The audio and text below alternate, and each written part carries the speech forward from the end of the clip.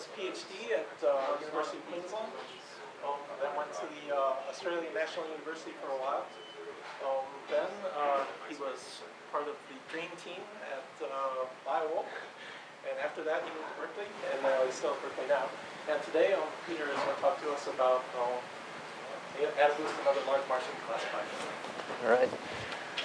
Thanks, Phil. Thanks for inviting me. So this is joint work. The main results I'm going to tell you about are joint work with Mikhail Truskin, who's going to be here over the summer. But I'll also be reviewing some results with Mike Jordan and John McAuliffe. So I'll point those out at the time. All right, so I'm talking about pattern classification, and in particular large margin algorithms. Let's start by defining the pattern classification problem. We do that in a probabilistic setting. We assume that we have some joint distribution over this product space x by y. So the xi's are patterns in some space x, and the y's are labels, and we're interested in classification. Here I'll restrict our attention to the two-class case, so the labels are either plus or minus 1.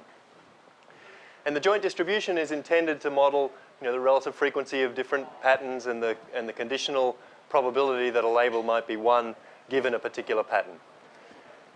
Okay, so this assumption that their i.i.d. is crucial in what we do. And the aim is to use this data, so n xy pairs, to choose some mapping from the space x to the reals that we're going to use as a classifier. We'll use the sign of that real valued mapping to predict the labels for a particular x. And the aim is to come up with small risk. So our classifier here, the risk for a classifier is the probability of misclassification when we threshold it at 0, right? So if the real value is greater than 0, we predict a +1, and we suffer a penalty of 1 when we get the sign wrong. So we're interested in minimizing this probability of misclassification. We define this loss function L as just getting the sign wrong here, right? So we're interested in minimizing that expected loss. So a natural approach is to choose a function f from some class to minimize the empirical risk. That is the sample average of losses. That's typically computationally intractable, and it's common to replace this discrete indicator of making a mistake, of getting the sign wrong, with some kind of a convex surrogate, right? And that's the approach taken with large margin classifiers, right? So we replace the indicator for a mistake with some convex loss function and work with that. So here the idea is we're interested in the probability of misclassification. We're using this real valued function f. So y times f of x is a variable that we'd like to be positive, right? If it's positive, we're making the right prediction. We define some cost function of these margins, these variables y times f of x. And it's something that you would expect to be small when its argument is nice and positive and should be penalizing negative values. And then we can define, analogous to the risk, the phi risk is the expectation of this cost function evaluated at the margin, y times f of x. And we're now choosing a function from some class to minimize the phi risk, the empirical phi risk, let's say. So the average over the data of this cost function of the margin evaluated at these data points, or maybe we'll work with a regularized version. So let's look at a bunch of examples of that kind of thing. AdaBoost is the one I'm going to concentrate on in this talk. So here the class that we're working with, the class of real valued functions, is the set of linear combinations of some class of basis functions. And let's say they're plus or minus 1 valued functions. We take linear combinations of those and work with that. The cost function here is the decreasing exponential, right? So it's quite natural for large positive values of the margin. We have a diminished cost. And AdaBoost works by some kind of greedy basis selection where at each step we have some linear combination of our basis functions already, and we add in a new one, right, with some weight. And the choice of the new function and the weight is such that we minimize the empirical risk with this surrogate cost, the decreasing exponential. Right? So AdaBoost, I guess doesn't need any more advertising. It's been very effective in a bunch of applications, including real-time face detection systems and spoken dialogue systems and many other success stories. But AdaBoost, of course, is not the only algorithm that fits in this category. Support vector machines can be viewed in this way, where the margin cost function is decreasing linearly until 1 and then 0, so it's this hinge loss. The class of functions is some ball in a certain reproducing kernel Hilbert space, and the algorithm works to minimize the empirical phi risk with this phi, together with some complexity regularization that's a penalty for having large norm in the RKHS. Neural net classifiers, similar story with a quadratic loss or truncated quadratic loss, all sorts of other examples. Logistic regression can also be viewed in this kind of a way. So the first part is reviewing these ideas that look at the relationship between this risk, right, the misclassification probability, which is the quantity we care about, and the phi risk, the quantity that these algorithms are actually minimizing. And this is joint work with Mike Jordan and John McAuliffe. So we'll see that there is a nice tight relationship between these two quantities. And we can come up with simple conditions on the convex function phi that ensure that we get a useful relationship between those two. In the second part of the talk, we'll be looking at applying these results as a tool in understanding what's the asymptotic behavior of AdaBoost. Right? Does it lead to optimal decisions as we see more and more data? Okay, so let's start with a bit of notation. So we're interested in this probability of making a mistake when we threshold our function. We'll call that the risk R of f. There's an optimal value for that. That's the Bayes risk. It's the infimum over all measurable functions, right, of this probability of making a mistake. So this is the best we can hope for. What we're doing is driving the phi risk down. We're minimizing some sample average or regularized or something. We're doing something to make this surrogate cost function small in expectation. We'll call that R phi, right, the phi risk. And there's an analogous optimal thing here, that is the infimum over all measurable functions of the phi risk. Okay, so whatever our algorithm is doing to drive this down over some class of functions, we can't hope to have it get any smaller than that, right? That's what the algorithm is working towards, its phi risk close to this thing. What we'd like is to have its risk get close to the optimal, so we're making optimal decisions. Okay, so we can understand that the behavior of a classifier depends on the conditional probability that y equals 1 given a particular x, right? We can define an optimal classifier in terms of this conditional probability. I'll use the notation eta of x for that conditional probability, and that defines an optimal classifier. When we threshold this thing at 1/2, if the conditional probability is greater than 1/2, we should predict +1. If it's less than 1/2, we should predict -1, and the risk, and the Bayes risk up here is the risk of such a classifier. Okay, so one thing to notice, this is kind of trivial, right? The phi risk can be written as the expectation of the conditional expectation of this variable when we look at a particular value of x, right? So if we condition on an x, then this thing takes values plus or minus 1. What is that expected? What's the conditional expectation of that thing? This is another way of writing the phi risk. And then you can view that as, this is the probability that y equals 1, and we get this component phi of f of x. This is the conditional probability that y is -1, and we get this component to our phi risk. So now we can use that to understand what minimizing the phi risk is doing for us. So we're splitting things up, looking pointwise at a single x, right, and worrying about the conditional expectation of this variable phi of y times f of x. Okay, so one, maybe two more pieces of notation before we get to some substance. So if we fix a particular x, or fix a particular conditional probability that y equals 1, and then look at the smallest value that the conditional phi risk can take, right? So this is choosing our f of x in here, right, to optimize this conditional expectation, right? Let's call that h of eta. That's the best we can do when the conditional at a particular x, when the conditional probability that y equals 1 is equal to this value eta. Okay, so if we do this pointwise optimization everywhere, then we get the optimal phi risk, right? That's just minimizing for every x the conditional expectation of the phi risk, take the expectation of that, and modulo some question marks about measurability here, which are easy to answer. This is the optimal phi risk. Okay, so we're going to be using this quantity, the optimal conditional phi risk. So let's look at an example here. The black line is the function phi. Let's think about the case of a truncated quadratic, right? So it's 0 here and then quadratic up there. The blue line is it turned around with the argument negated.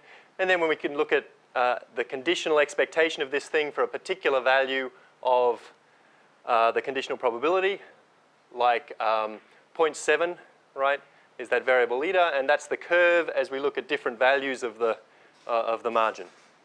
Okay, so when we go and minimize the conditional expectation of that quantity phi, looking across different values of the conditional probability, all right, this is the optimal value. This line here is the optimal value for the argument, the one that minimizes it. Right, at 0.7, it's out here at 0.25 or something. Right, so that's up here. And the blue one is this H curve. That's the optimal conditional phi risk that we can achieve for different values of the conditional probability. All right, so a couple more pieces of notation. So we've seen H. What happens when we do the optimization, but we're forced to get the sign wrong? Right, so we're minimizing now not over all values of f of x, but minimizing over values that have the sign wrong, right? Because the conditional probability here, if it's greater than a half, we should be predicting in a positive way, and we're forced to predict in a negative way, right? So it's just a constrained version of this where we get the sign wrong. This defines some other function. This is maybe a complication, but you can observe that if the we can simplify this thing in the case where phi is convex, the optimal thing to choose with the wrong sign is always 0, right? So, this thing is just phi of 0 in the case of convex cost functions. All right, and of course we're increasing our conditional phi risk when we're forced to make the wrong sign. Okay, so we say that the cost function phi is classification calibrated if whenever our conditional probability is different from a half, getting the sign wrong forces us to have a bigger value of the conditional phi risk. Right? So the optimum with the sign wrong is strictly worse than the optimum. Okay, so this is just a point-wise condition. It's obviously necessary for a function phi to satisfy this condition in order to get optimal behavior asymptotically.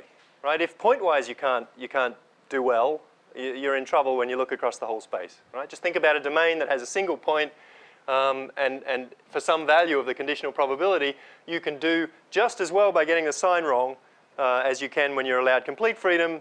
Right? So you're in trouble if you don't have this condition satisfied. It's obviously necessary. We'll see, in fact, that it's also sufficient for a cost function phi to be suitable for classification. Okay, last definition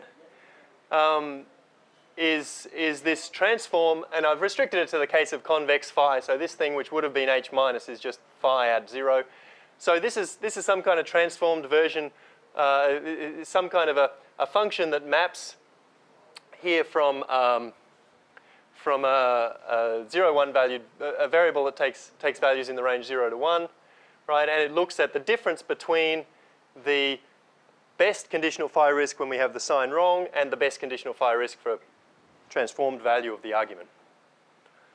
Okay, so, and that's the red line up here, right? We're just taking this guy and subtracting the value of h, subtracting it from the value of h at a half. All right, so it's this quadratic thing in this simple example we looked at before. All right, so the theorem is that for any probability distribution and any function, this function psi of the excess risk is an upper bound on the excess phi risk.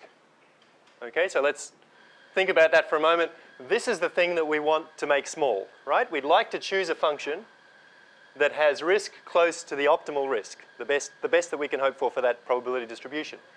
What we're doing is making this thing small, right? We're choosing a function that has a small value of the expectation of this convex cost phi.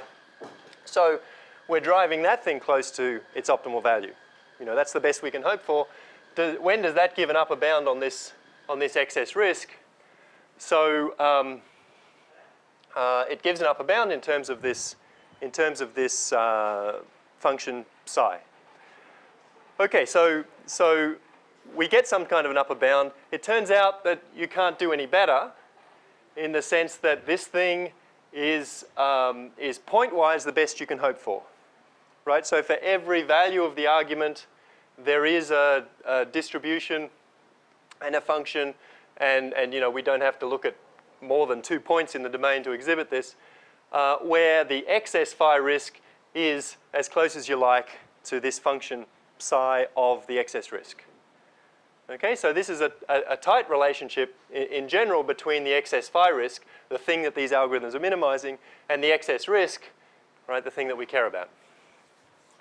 And the third point is answering the question of when this kind of a bound is worthwhile, right? Because so this is certainly always convex. The question is, when does driving this side to 0 ensure that the argument is 0?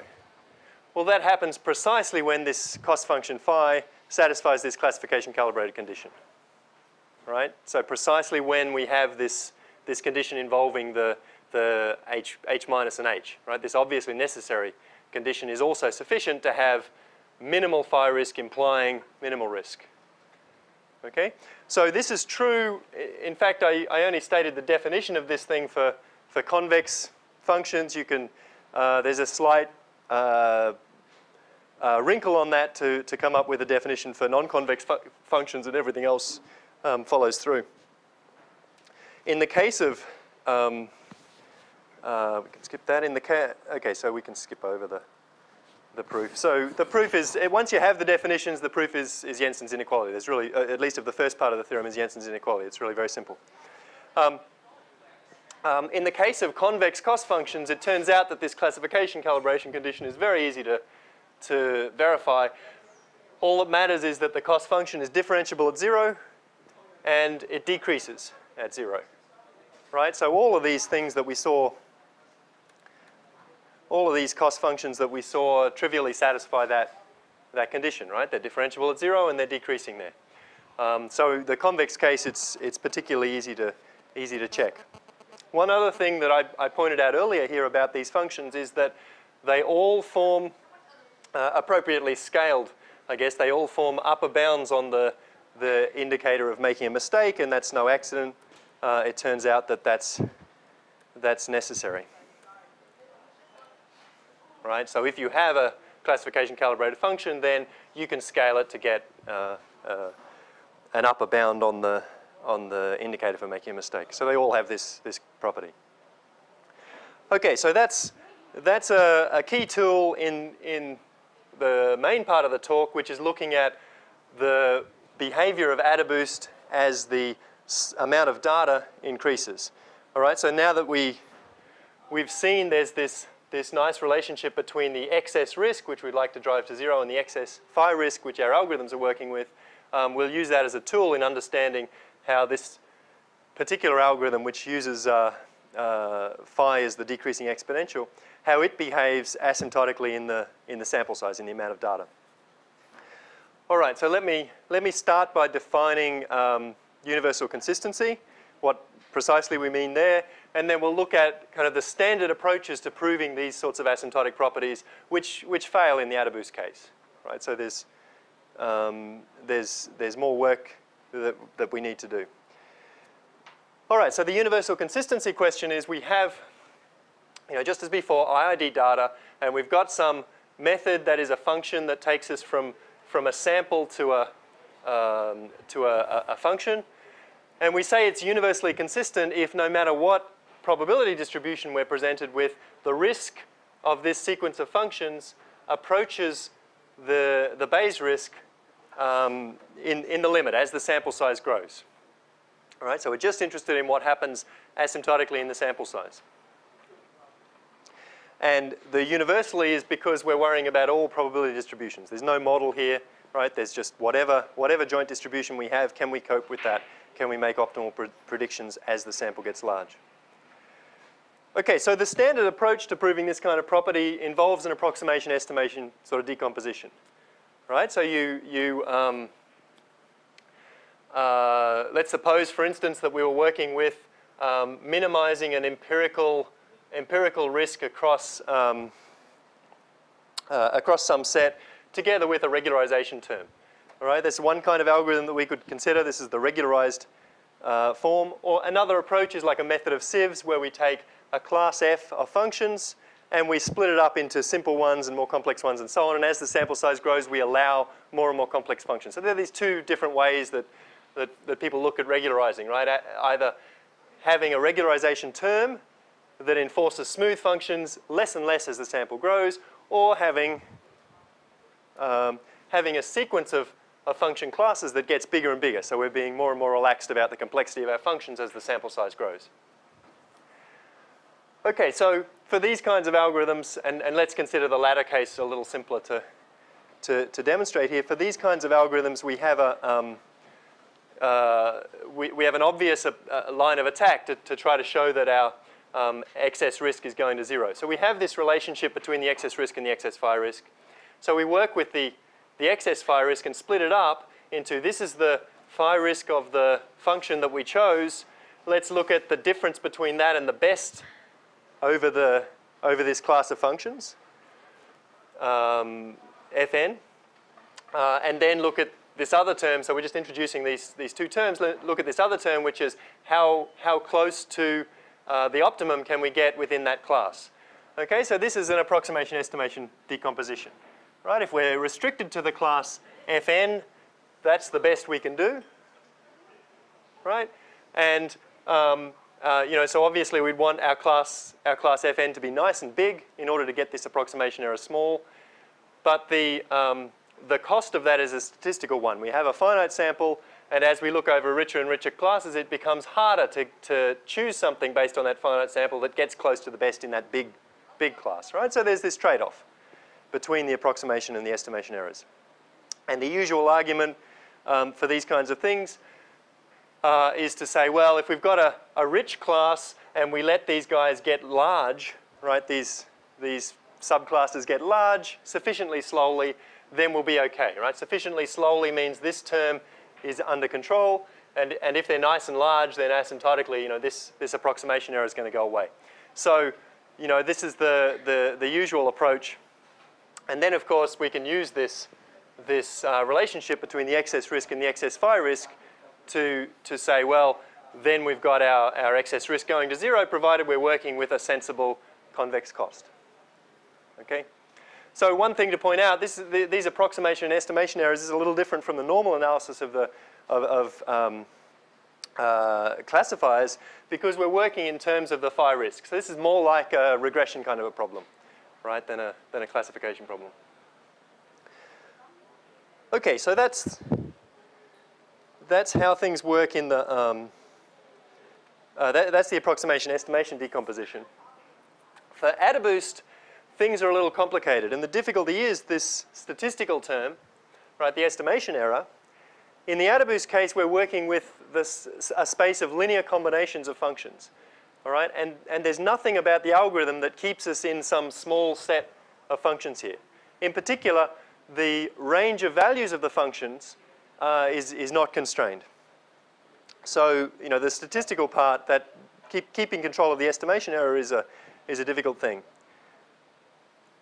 Okay, so just to remind you, the AdaBoost algorithm takes this sample of size n and starts off with a linear combination that's just the 0 function and adds in at each step another function from our class of basis functions scaled by some real number, and it adds in that scaled classifier that optimizes this empirical phi risk, right? The sample average of these decreasing exponentials.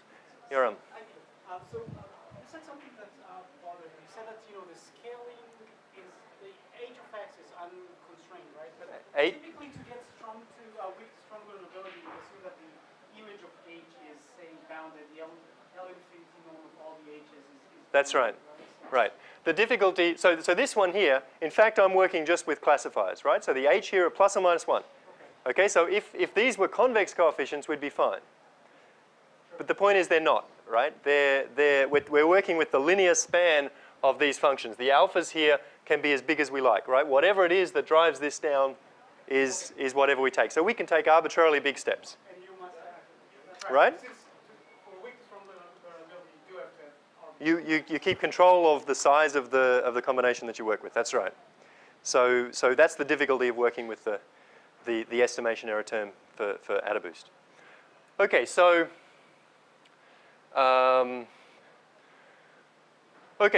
one way of dealing with that issue is to work with a regularized a version of the criterion, right? To either add in an explicit regularization term that penalizes big functions in some sense, or to make sure that the steps we take are small, these alphas are small, right, or something. So there are a bunch of analyses of regularized versions of AdaBoost of this kind. I mean, I guess one thing that you have to point out, that I should point out, is that, if we're working with some sensible class of basis functions, we can drive this criterion down to 0, right? The span, if the class is rich enough that the span is dense in I don't know, some big space, then we can drive this criterion down to 0, and we don't want to do that. So we don't really want to optimize this thing over the span. We're going to have to do some regularization. And the question is, what sort of regularization do we need to do? So one approach where we explicitly impose regularization by saying, look, let's penalize big coefficients. Let's make sure that let's work with, right up here, let's work with the convex hull of functions from our basis class, scaled up by some number gamma sub n, and we'll let gamma grow as the sample size grows, right? So then we're working with bigger and bigger functions. Another approach, this is like a method of sieves, this is like a regularized version. Another approach is to work with the empirical phi risk plus a regularization term that penalizes the one norm of the coefficients, right, of our combination. So rather than working with explicitly with the restricting ourselves to a one ball in parameter space, we could penalize by the one norm of the parameters. Both of these cases, the analysis is really very standard, right? And it follows the lines that I showed earlier, and you can show that these algorithms behave nicely as the sample size grows, and you get misclassification probability approaching the optimum. Another approach is to bound the step size. So we look at the optimal value of the optimal real value of a step that we might want to take, and we constrain it to be smaller than some number epsilon. Okay? And if we choose the number of steps to be not too large as a function of the sample size, and the step size to be not too large, well then we're constraining the parameters again, right? So this is analogous to working with a method of sieves, except that when we're not doing an explicit optimization over the class as these algorithms, as these algorithms were, right? We're using the AdaBoost approach of just greedily stepping through the space, a coordinate at a time, and it turns out that again this works well. So this is a little more involved than the approach that the generic approach I described earlier, but it still can. You still can show that when you impose these kinds of constraints, you get a good asymptotic performance. Okay, but how is AdaBoost used in practice? It's with early stopping, right? You take a bunch of steps and you stop at some point, right? You're not imposing regularization. You're not keeping the individual steps small. You're just taking the steps that AdaBoost wants to take, adding in the functions until you get to a combination that is appropriate, and maybe through cross-validation or maybe through some fixed schedule. There's a restricted number of steps. So let's suppose that we have a fixed schedule, right? Kind of simplest simplest case, how should we choose that schedule? Well, obviously we can't let it get arbitrarily large because, as I pointed out, this criterion can go to 0. So there is a result of this form with a bunch of conditions. So for certain basis classes and probability distributions that satisfy some strong smoothness assumptions, then there is some sequence of number of steps or size of combinations so that the risk approaches the Bayes risk. So this is a result due to Jiang. The difficulty here is that they're really very strong conditions on the probability distribution. The argument involves doing Taylor series expansions of log odds, and it's really keeping everything close to conditional probabilities. You need the distribution on X to be continuous. There are all sorts of conditions here that we can't check. The other thing that's not very satisfying is that there's no indication how the stopping time should grow with the sample size, and in particular whether it needs to grow with whether it needs to depend on the particular probability distribution that we have. So it turns out that we can get rates on how this sample size needs to grow, on how the number of steps needs to grow with the sample size, and that's the key result that I want to tell you about now. All right, so first of all, there are a couple of assumptions that we need. They're really mild in the sense that it's hard to imagine getting by without them, right? So we need that the basis functions that we work with have finite Vapnik-Chervenyakis dimension. So there's this combinatorial constraint that we can't have an arbitrarily rich class of basis functions, and if we don't have that, then you can construct distributions so that AdaBoost will stop after one step and fail, right? It'll match the data after one step and have a bad classifier. So there's nothing you can do to avoid this if you want to work with if you want a universal result that works with all distributions. The other requirement is that the approximation error in the sense of this phi risk should be 0 asymptotically, right? So when we work with when we work with all linear combinations, we can drive our phi risk down to the optimal value. Okay, so it's essential that, again, this is not unreasonable that we need to have this approximation error go to 0. And there are, plenty of basis function classes, simple basis function classes that ensure this, right, for all probability distributions. So, again, it's not a strong constraint.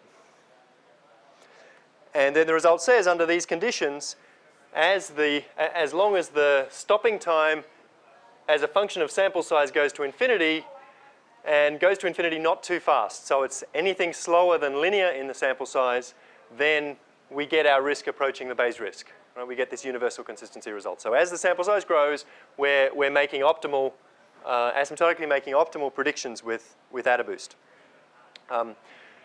And we get an explicit rate for the number of steps that we're allowed to take. It's sublinear in the sample size.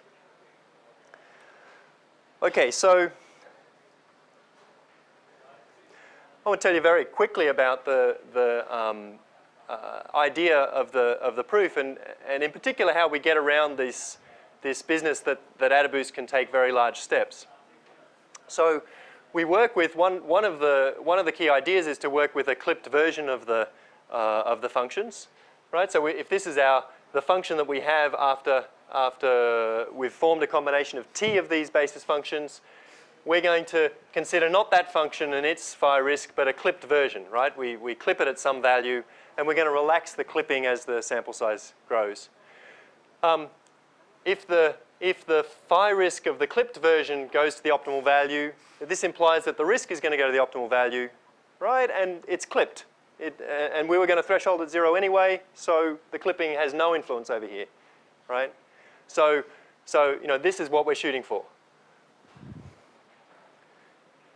All right, now we're looking at these functions as combinations of not too many functions from a basis class, and they're clipped. This is a very straightforward relationship between the empirical phi risk, a classical relationship between the empirical values of these things and the expected values, right? These are nice and close as a function of the size of our combinations. And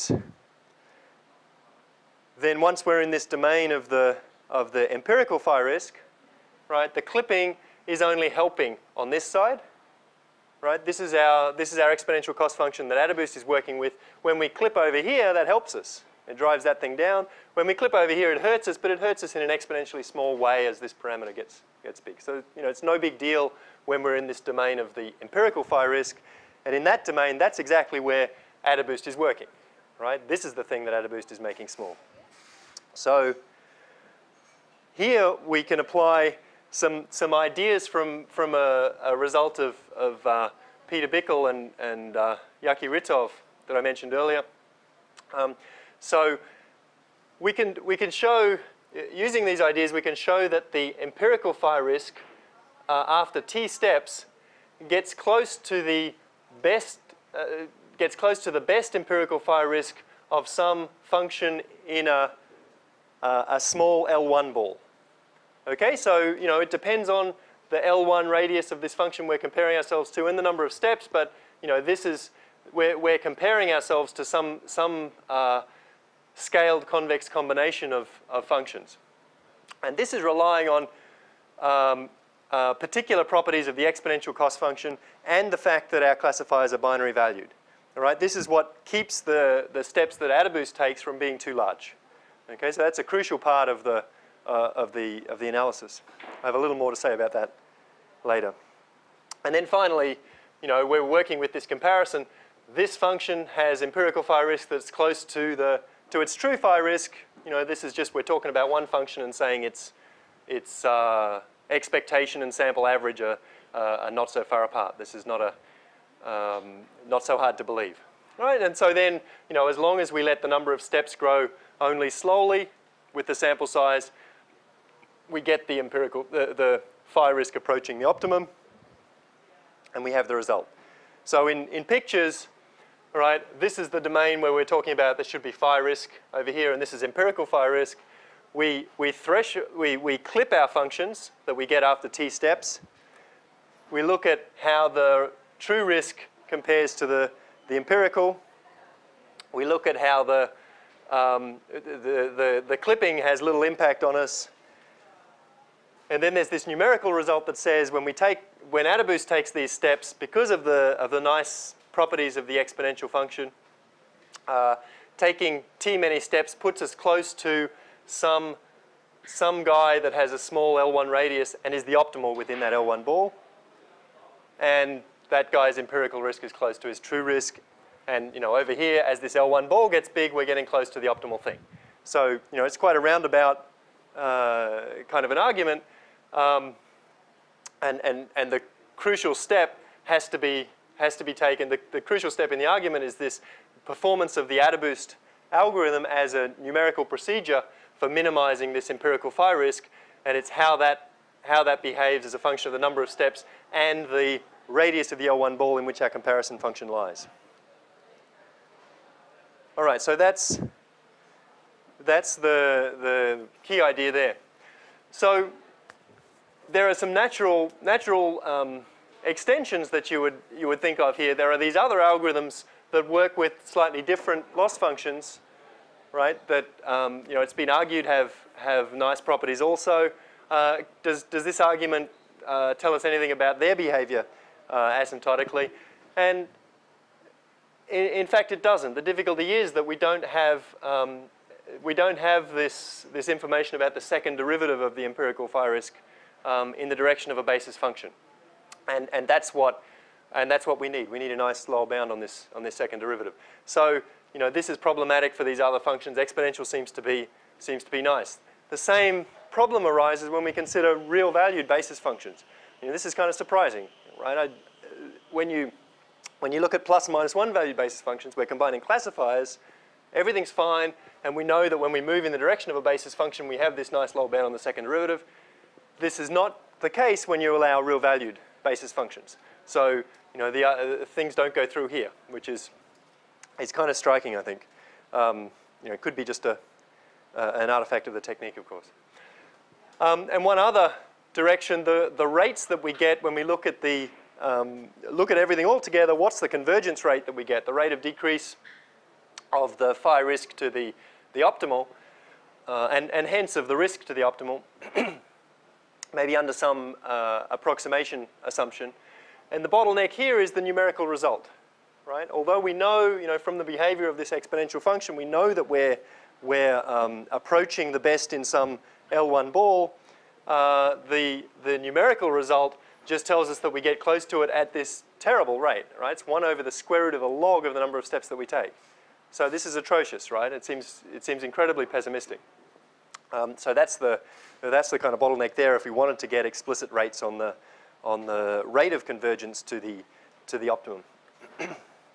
Okay, so the two key points are that we can, one of the main ingredients here is we can relate the excess risk to the excess phi risk, right, which is what our algorithms are minimizing, and this is one of the key tools in showing that as the sample size grows, AdaBoost with a number of steps that's allowed to grow sublinearly in the sample size has risk that approaches the optimum asymptotically.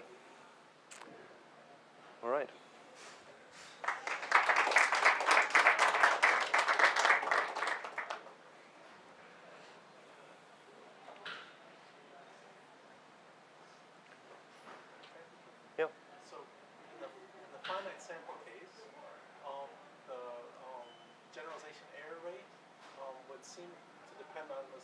Psi inverse is involved in describing it, right? Yes. So does this say anything about what loss functions are to be preferred, or how does this affect? Right.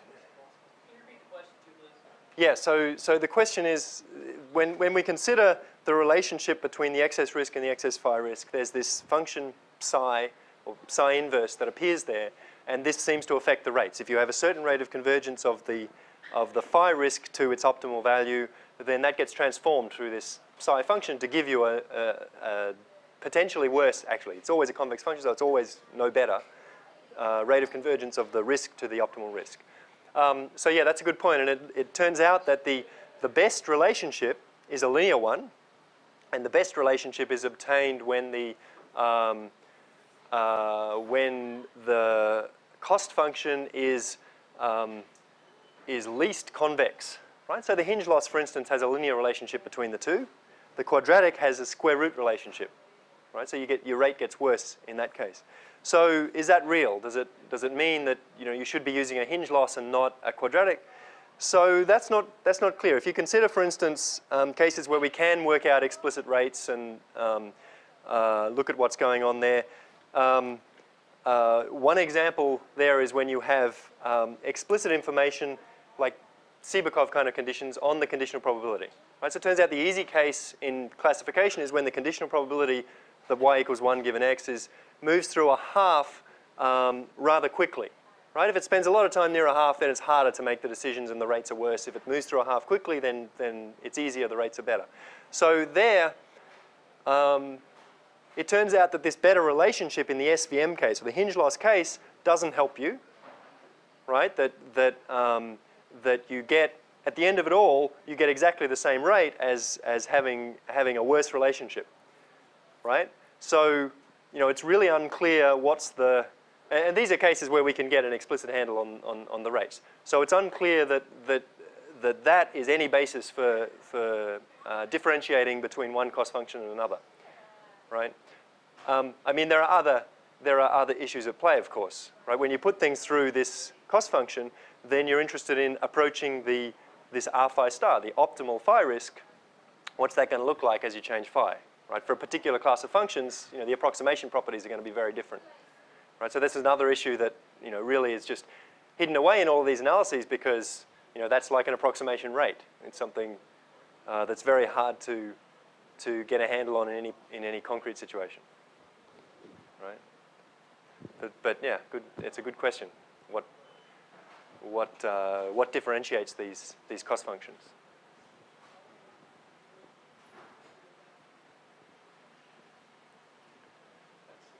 Thank you.